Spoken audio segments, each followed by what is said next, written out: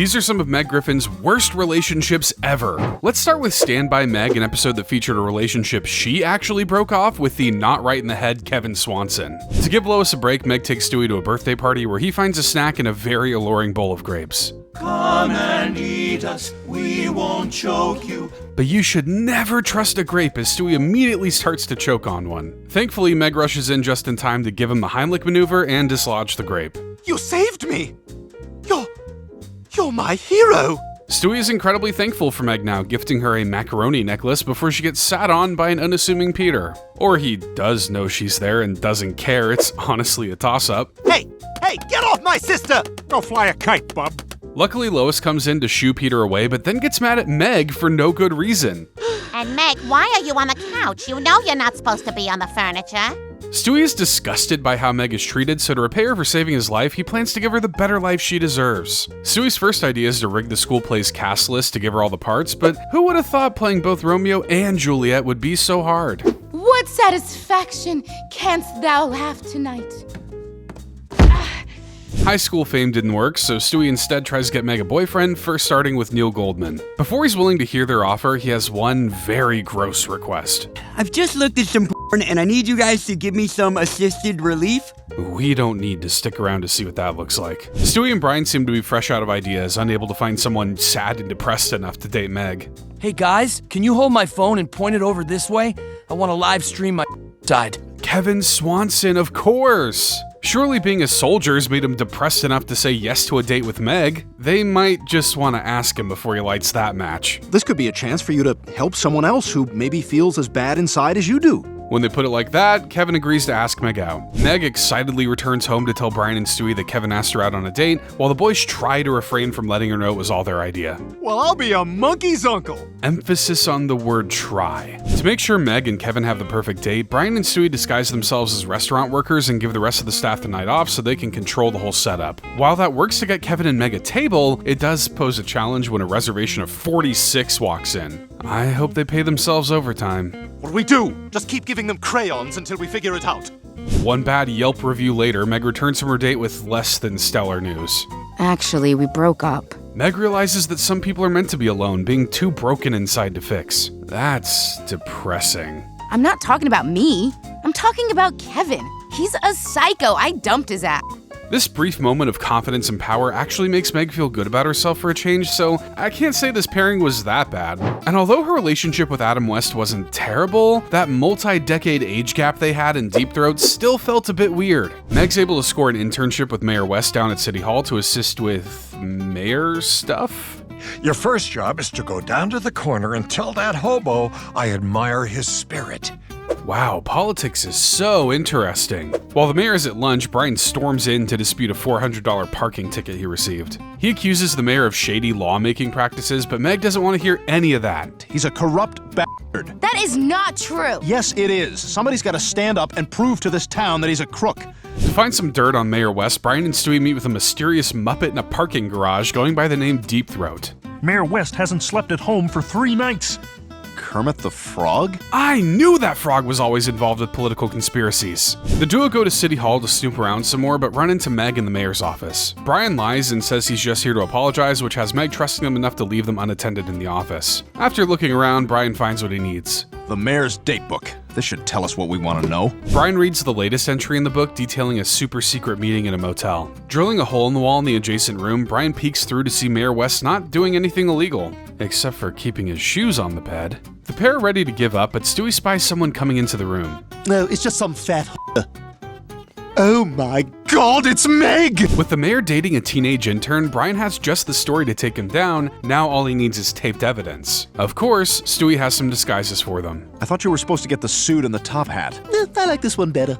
No surprises there. Brian manages to get some recordings of them, but once they're on the move, he and Stewie decide to continue following them. Meg tries to sneak back into her house, but Brian confronts her with evidence he's gathered. Adam and I are in love. Oh, don't be ridiculous. Brian plans to go to the press with the story and, for Meg's sake, suggests separating herself from the mayor before it's too late. While enjoying a hot, sensual evening of watching cartoons in a motel, Meg tells the mayor about Brian's plan. West isn't afraid of what people will say about him since he's used to it, but worries about what this could do to Meg. You're just a sweet young lady with her whole life ahead of her.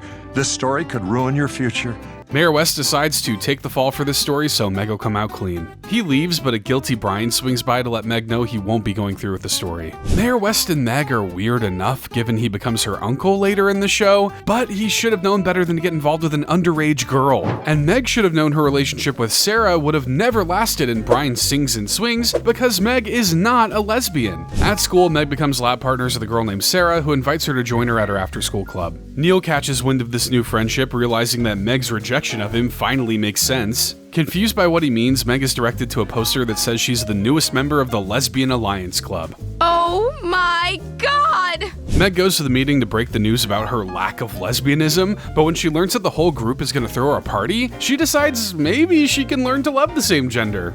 I'm not a lesbian. I'm a super huge mega lesbian. Huh, I didn't know that was an option. Sounds hardcore. To fit her new reputation, Meg decides to dress a bit more masculine and grow out a mullet. And if it wasn't clear enough, she outright tells her parents that she's gay. That is awesome. Glad to see Peter is supportive, even if it probably stems from a really gross place. But Lois instantly clocks Meg for pretending to be something she isn't so she can fit in. Why would she do that when she has such a great personality? Meg really tries to convince everyone she's gay, almost to an embarrassing degree. We're checking out naked girls. I am so into girls. Yet somehow that came off as the straightest thing ever. Lois tries to get Meg to drop the charade, but Meg stands firm in her identity. Lois asks her some proof, specifically Meg kissing Sarah. Fine. What was that? What, is she a grandmother? Like any good mother, Lois shows her daughter how it's done by making out with Sarah. Not a creepy thing to do in front of your daughter at all. Meg finally gives in and goes to Sarah's house to open up, though Sarah might have a different definition of opening up. My mom was right. What do you mean? She admits that she's not gay and only went along with the lie because she finally found community for the first time in her life. Sarah's disappointed by the news, and she isn't the only one. That was awful. That was just awful.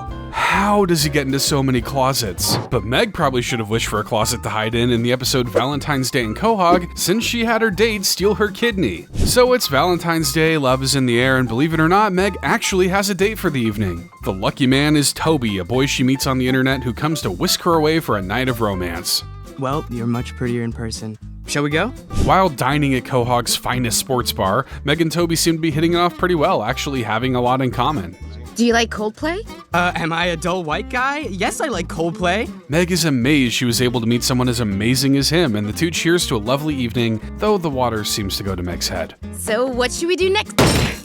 They must be drinking sparkling water. Meg wakes up in a dingy motel in just her underwear, sitting inside a tub filled with ice and rocking a sick new scar. Oh, I just harvested your kidney. Toby apologizes, saying that black market organ harvesting is where all the money's at. I'll keep that in mind if the YouTube thing doesn't work out. Toby intends to leave to deliver the kidney to his bosses, but Meg tries to rope him back in. You promised we'd spend Valentine's Day together. The whole day. Excuse me, this guy stole your kidney! But Toby is nothing if not honorable, agreeing to give Meg a nice Valentine's Day regardless. Not letting bleeding out the sides slow them down, Meg and Toby spend a day out on the town, eating ice cream, ice skating, eating Chinese food, and having caricatures done. They captured her essence perfectly. As the day winds down, Toby brings Meg home and actually gifts her her kidney back. This has been the best Valentine's Day ever. This must be her first one, because again, he stole your kidney! But Neil Goldman wasn't going after Meg's kidney in the kiss scene around the world, he was after Meg's heart. At school, Meg is forced to sit through a totally riveting presentation about Star Trek from Neil Goldman, who she regards as the biggest dork on the planet. Though it's clear to everybody that Meg wants nothing to do with him, that doesn't stop Neil from trying to rizz her up. See? I'm with it.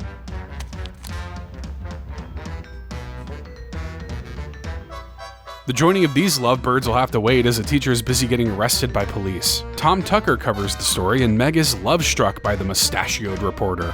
Hey kids, remember, Mr. T says, I pity the fool who does drugs. Oh god, I sound just like him, don't I? Meg becomes so infatuated with Tom that she even starts to daydream about him passionately kissing her while she watches the news, which is pretty disturbing to anyone not in her head. Whoa. Yikes. Awkward. But Meg's dreams of getting closer to Tom come true when it's announced that the news station is looking for high school interns to join the team. When Meg goes to audition, she ends up being a shoo-in for the role, mostly because Diane doesn't want to work with anyone pretty. Congratulations, you got the job. Yet Meg's happiness happiness is short-lived as she learns she's being paired with another high schooler. Wonder who that could be. Hey there, hot stuff. Obviously, Meg is not thrilled about having to work with Neil, but hopefully she can just ignore him and get closer to Tom. Yeah, good luck with that. She does try her best though, baking him some Rice Krispie treats and trying to talk to him. I'm sorry, but there's a handsome man in my spoon. You'll have to come back later. Neil witnesses Meg swooning over Tom, which makes him realize he's gonna have to try a lot harder if he's gonna win Meg over. Meg and Neil finally get their first big break. A man with a gun, identified as the notorious mass media murderer, is firing from atop City Hall. A guy who kills TV personalities sounds like the perfect opportunity for the interns. The kids hope to catch some footage of the shooter from the news chopper, but when the helicopter gets shot at, the pilot evacuates and leaves the kids on the roof with the killer. I never even had my first kiss! It's not too late, Meg. With their lives seemingly about to end, Meg and Neil share an intimate kiss before the murderer is apprehended by television broadcaster Hugh Downs. No clue who that is, but he seems like a real hero. Hugh Downs away!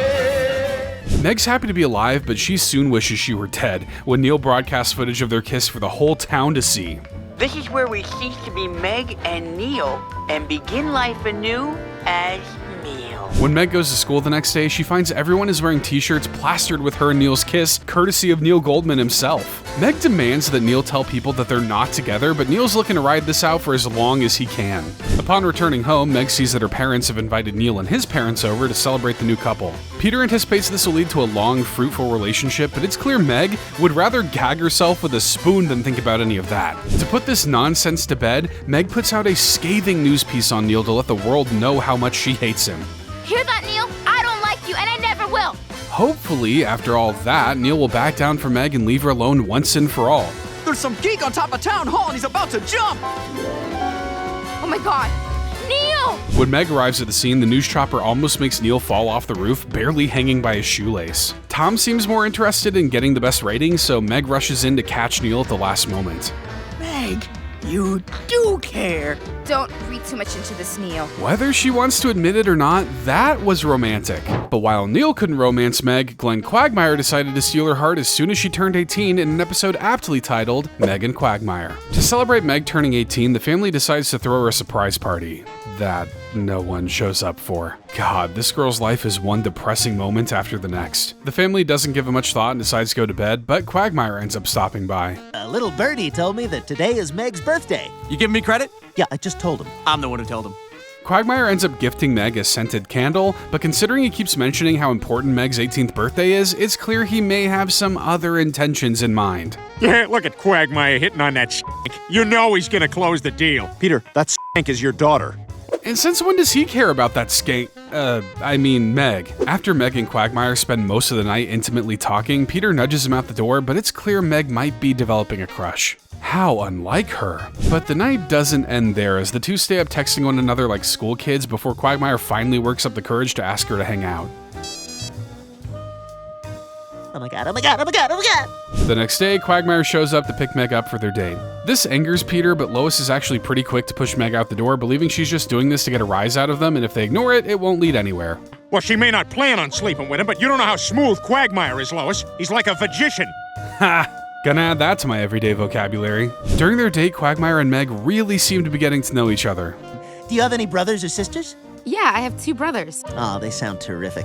Yet the night ends cleanly with the two sharing a smooch before Meg heads off to bed. When Quagmire returns to his home, he finds Peter waiting for him in the dark. Did you have sex with my daughter? What? Come on, Peter. Did you have sex with my daughter? Peter, trust me, it's not happening. Quagmire even suggests Peter could convince her to give it up a little easier, but Peter furiously declines and forbids him from seeing his daughter. But this is Quagmire we're talking about, and now that Meg's 18, Peter doesn't have much control over the situation. It's like you're asking a fish not to swim. She's legal and I'm going in. Meg and Quagmire continue to get nice and cozy together, but Peter tries to break it up by telling Quagmire's contacts that he's off the market. Oh, and I'll send a text to possible ring saying you're off the market. Your possible ring?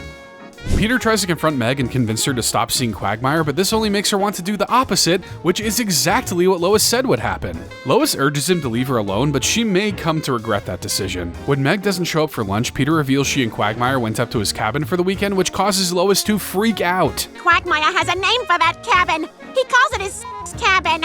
No, he doesn't. He calls it the stuff it in. In a rare moment, Peter convinces Lois that she was wrong because, duh, it's Quagmire! Up at his cabin, Quagmire lies about not having brought any hookups there before, only his sister and the ashes of his dead teacher. Yeah, that sounds believable. Before anything can go down, Peter kicks open the door and puts a stop to their romantic getaway. You may be an adult, but you're still my daughter, and it's my job to protect you from errant wieners. Meg disappointingly agrees while Lois threatens to cut Quagmire's sting off and feed it to Brian if he ever tries to make a move on Meg again. Surprisingly, Meg is thankful for what her parents did, realizing she could have done something stupid if not for them. Although he acts charming, we can never forget that Quagmire is a scumbag through and through. But occasionally Meg is the scumbag, like in Barely Legal, when she became romantically obsessed with her own dog, Brian. Meg comes home crying about not having a date to take to the junior prom, and it's clear Brian would rather be anywhere else. I should just kill myself! Oh, that's... come on. To prevent her from hurting herself, Brian reluctantly agrees to be her date for the dance. With just enough booze in his system, Brian may be able to get through this dance. Meg, on the other hand, is over the moon excited for the night. How do I look, Brian? You sure do, Meg. The two finally arrive at the dance, and to try to numb the pain of being at, well, a high school dance, Brian keeps the liquor flowing, perhaps too much. I can see why you'd be insecure, Meg. Some of these chicks are unbelievable. Meg clues in that Brian must be drinking to get through the night, and her self-esteem only drops further when Connie D'Amico swings by to make fun of her, which prompts Brian to step in. You know, Connie, I think I have a theory about why you're such a bitch. Excuse me? Brian absolutely tears her a new one, sending her running off crying. Meg is shocked to have someone actually stand up for her for a change, and the two share a friendly hug, which includes a little tongue. This is kind of like brother and sister kissing when you think about it. At least Brian has the right reaction. A dangerously hungover Brian wakes up the next morning to an overzealous Stewie wanting to hear all about the previous night. We can do this one of two ways. I can bust your balls to pieces right now, or we can spread it out over the course of the day. Brian doesn't want to talk about it, but a touchy Meg arouses Stewie's suspicions when she tries to get Brian to hang out with her, though he barely manages to squeeze out of that one. Brian finally fesses up about the night, and Stewie couldn't be more happy. We just made out a little. Later in the day, Meg pops the boyfriend-girlfriend question to Brian, who quickly tries to shut it down. You know what's strange? I think I might be gay.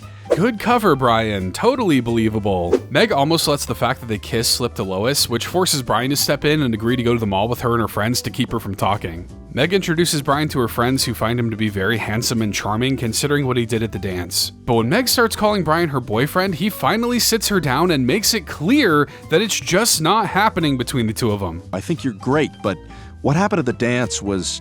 that kiss was just a mistake. Meg says she understands and will back off, but judging by those little voices in her head, it sounds like the two of them are far from done. To make up for acting crazy, Meg offers Brian a peace offering in the shape of a pie. Looks pretty good, but there's one special ingredient that really makes it something special. My hair is in the pie, Brian. And now it's inside of you. Just like Mom used to make. Desperate for some help, Brian finally fesses up about the kiss to Lois, whose reaction is about what you'd expect. Okay, I had that coming. What the hell is wrong with you, you sick head? Lois doesn't want to hear any talk about eating hair pies and whatnot. She just wants Brian to go upstairs and straighten things out with Meg. That might be easier said than done, because when Brian goes upstairs, he stumbles across a very creepy shrine to himself in her room. Meg still doesn't want to accept the reality of what they are, so Brian has the headmaster of the New York School for the Hard of Hearing put it as bluntly as possible. You're acting like a psycho bitch. Not ready to give up just yet, Meg decides to knock Brian out and take him to a hotel where she can have him all to herself. Against Brian's best wishes, of course. We're gonna have fun tonight. Good, old-fashioned, all-American fun! Before anything requiring years of therapy can happen, Peter and the newly deputized officers of Quahog kick down the door. Meg still refuses to give up on winning over Brian, so Quagmire of all people offers to give her what she needs. Are they sure they don't want to arrest him too? But this turns out to be one of those wholesome Quagmire moments where he sits her down and explains that she has a whole life of experiences ahead of her and that there's no need to rush into a romantic relationship, especially one that involves knocking someone out, tying them up, and promising to have fun with them. But how about a relationship birthed from kidnapping and trafficking, which is exactly how Meg ended up with a prince in Leggo My Meg-O. Desperate to get away from the torments of school, Meg's friend Ruth invites her to study abroad with her in Paris this semester, where they can stay at her aunt's apartment for free. story. Ruth, huh? To be honest, I didn't think she had a name. Meg asks her parents if she can go, but when Lois has some hang-ups about the cost, Meg reveals that she saved up enough money to cover the trip. With everything taken care of, Meg and Ruth land in Paris and are immediately approached by a random man. Good day, foreigners. On behalf of the country of France, we surrender. The girls agree to share a taxi with the man, and when they get to their apartment, he makes a suspicious phone call about these fresh new arrivals. Meg phones Peter to let him know they landed, but things immediately go sideways when Meg sees a group of men breaking into the apartment and kidnapping Ruth. Luckily, Peter has some fatherly advice. I need you to listen to me very carefully. Panic. Pay no attention to detail.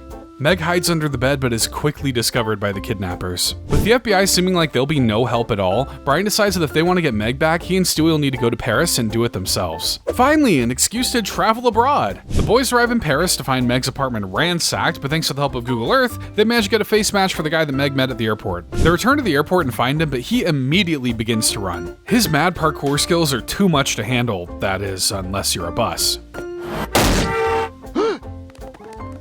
Oh no, I have shattered myself. Using an address found in that guy's wallet, Stewie and Brian posed as cologne salesmen to try to find the man who took Meg by matching his voice to the call when she was kidnapped. They managed to identify the man and beat him into revealing Meg's whereabouts. We keep girls upstairs. When they investigate, they think they find Meg, but it's just a different girl. Sorry, you're unimportant right now. They took her just a little while ago. Every Wednesday night, they auction some of the girls off. While wearing disguises, Brian and Stewie sneak into the auction, where Stewie is taken in as one of the girls for sale. Despite the horrifying circumstances, Stewie still finds an opportunity to throw it down. Unfortunately, they get found out right as Meg is brought out for auction. This next girl is perfect for those of you who want to buy a slave, but don't want to spend slave money. Brian and Stewie manage to escape and chase down the car carrying Meg away, leading them to sneak onto a yacht. Meg is taken below deck to a man sipping wine while spread out on the bed. While this may look suggestive, he reveals that he bought Meg so that she could marry his son, a prince named Faisal. Fair goddess, it is my hope that you will agree to be my wife, but the choice is yours. Wow, maybe human trafficking isn't that... Nope, not finishing that sentence. Well, marrying a handsome young prince is probably the best possible outcome for Meg, so she agrees. If only there wasn't that pesky bullet in his head. No! Stewie? Hi, Meg. Meg is safely returned home without a single memory of the whole ordeal, which is probably for the best. But what about Ruth? She had a tongue ripped out. I guess we got off easy, huh? Ah, well, at least Meg will still have friend number 2 and friend number 3. I think those are their names. And I think Ivan had the potential to be one of Meg's best flings, but of course not everything is as it seems in From Russia with Love. Brian goes to brag to Stewie about becoming verified on Instagram, but Stewie is quick to point out that his check is green. Damn that color blindness! Stewie informs him he's been hacked, which explains why he had to give someone his mother's maiden name and his credit card number. Total boomer move, Brian. Stewie thinks Brian should just leave the account to the hacker, but Brian is desperate to regain control. Stewie, I need to get my account back. I may have sent some weird DMs to Zendaya that I'd rather not see the light of day. Brian's hacker demands $10,000 for the account, but since he doesn't have that kind of money, Meg offers to help track down the hacker's whereabouts, pinpointing him to Russia. With his exact city found, it looks like we're getting a Brian, Stewie, and Meg team up. I don't know if I like that. Once in Russia, the trio tries searching around for the hacker's home, but he could be anywhere. Why don't we just follow this giant Ethernet cable? No, that doesn't seem likely. But they knock on the door anyway, and not only does the man inside admit to stealing Brian's account, but he also invites them in for a cup of tea. He admits that he stole Brian's account to live out a fantasy of being a famous American writer. Famous. He has 5 followers. Brian and Stewie are ready to return home, but Meg decides to stay in Russia as Ivan has taken liking to her, and she thinks she can be truly happy there. Last night, when Ivan made love to me... Please stop. Unable to change her mind, Brian and Stewie say goodbye to Meg, though their separation doesn't last long. At first, Meg is completely in love with her Russian life, seeing it as her own personal fantasy world. Meg, honey, dream a little bigger. Yes, life does seem nice in her and Ivan's tiny apartment, though Meg does occasionally miss aspects of home like American food. I sure could go for a good old-fashioned American cheeseburger. Apparently, thoughts like that can get you shot over there. Meg wakes up in the hospital, and Ivan explains that the government tries to silence those who make even the slightest criticism of them. But hey, at least the healthcare is free. To cheer her up, Ivan takes Meg for a romantic picnic in a cemetery so she can meet his parents. Or what's left of them. It's okay. They died peacefully being ripped apart by dogs. Ivan realizes that he never wants to lose Meg and decides to make their relationship official by asking her to marry him. will you make me happiest man in all of Russia? Which is admittedly a very low bar. Meg agrees, so it looks like we have a svadba on our hands. That's right, I know a little Google Translate. Despite the two finally getting married, Meg is missing her family and is bummed that they couldn't see the wedding. Ivan suggests that he and Meg travel to America to see them, which Meg is ecstatic about. But when Meg steps away to make the call, she hears something pretty alarming. So you got green card marriage, huh? That's right. American cow fell for it. Not willing to let that slide, Meg makes a bunch of anti-government tweets with Ivan's phone, which promptly gets him poison-darted to death. Goodbye, Mother Russia. And hello to one of the most insane relationships Meg's ever imagined, which involved Joe Swanson and trying to slide into the role of his wife in The Hand That Rocks the Wheelchair. So Bonnie's going out of town to take care of her sick father and asks Lois to check in on Joe and Susie while she's away. Lois agrees but pushes the job onto Meg, who doesn't see why she should have to do that. Really, Meg, got a lot going on, do ya? But it just takes a few fake compliments from Bonnie to convince her to do the job. And Bonnie said you were very pretty. But how did that come up? So when Meg first arrives, she witnesses Joe practicing his one-liners on a doll, which is smart. Dolls are usually packing. Freezerino, Paul Sorvino. Joe asks if Meg has any experience tending to handicapped people, but the best Meg's done is take care of an older lady down the street. I must have just slept on it wrong. I stole Meg's cutaway. That's rough. Can't even get a cutaway in her own episode. Meg manages to help out around the house, yet misses the bus to school in the process. Thankfully, Joe offers to lend a hand and drive her to school while trying to connect with her over teenage stuff like Nicolas Cage and Lady Gaga. Is Lady Gaga a douche? I don't think so. Well, whatever it is, I like it. What they do relate to is how hard the world is for people like them. Sure, Meg, your being unpopular is the same as your legs not working. Joe manages to stay pretty positive about his life, which kind of inspires Meg in a way. When life ruins your legs, you just gotta make lemonade. Not really trying to find out what Legonade tastes like. Meg becomes even more surprised when Joe drops her off out front rather than block away like everyone else. I don't mind being seen with you. You don't? Of course not.